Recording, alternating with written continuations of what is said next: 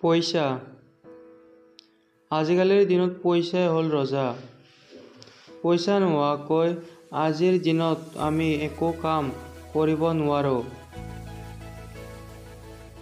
আমি যদি শুদ্ধ পথত পইচা উপাৰ্জন কৰোঁ, তেনেহ'লে ভগৱান হৰৰ মহাদেৱে আমাক কোনোদিনে বিপদত নেপেলায়।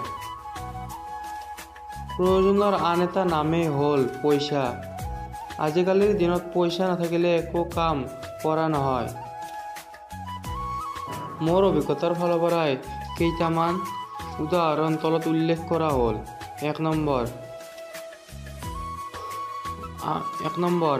আমি চৰকাৰী স্কুল বা কলেজত পঢ়ি আহিছিলোঁ। কিন্তু চৰকাৰী স্কুলত বা কলেজত সকলো বস্তু বিনামূলীয়া বুলি কয়, কিন্তু সেইবোৰ বিনামূলীয়া নহয়। কাৰণ স্কুল বা কলেজত এডমিশ্যন ফিজটোহে নলয়, কিন্তু এডমিশ্যন ল'বলৈ হ'লে অনলাইন কৰিব লাগিব, আইডেণ্টি কাৰ্ড কিনিব লাগিব, কিতাপ বহি কিনিব লাগিব, এক্সাম দিবলৈ হ'লে বিনিময় দিব লগা হয়। যিবোৰ ফেষ্টিভেল হয় সেইবোৰো বিনামূলীয়া নহয়। ২ নম্বৰ, খাদ্য গ্ৰহণ কৰিবলৈ, পিন্ধিবলৈ, বস্তু কিনিবলৈ, ভ্ৰমণ কৰিবলৈ, আমি অলপ মাটি কিনিবলৈ, ঘৰ এখন বনাবলৈ একমাত্ৰ পইচা লাগিব। ৩ নম্বৰ, মই যিমানখিনি পইচা উপাৰ্জন কৰিম তাৰে অলপ পৰিমাণ দুখীয়াবোৰক দান কৰিম, মন্দিৰ আৰু মছজিদত দিবলৈ চেষ্টা কৰিম আৰু মোৰ সপোন পূৰণ কৰিবলৈ চেষ্টা কৰিম। হৰ মহাদেৱ, জয় আই অসম, প্ৰাঞ্জল বৰ্মন।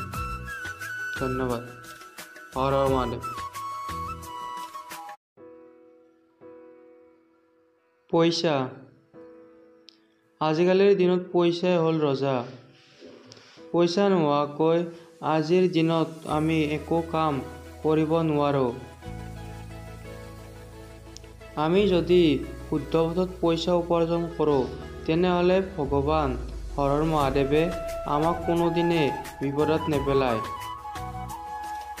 প্ৰয়োজনৰ আন এটা নামেই হ'ল পইচা। আজিকালিৰ দিনত পইচা নাথাকিলে একো কাম কৰা নহয়। মোৰ অভিজ্ঞতাৰ ফালৰ পৰাই কেইটামান উদাহৰণ তলত উল্লেখ কৰা হ'ল।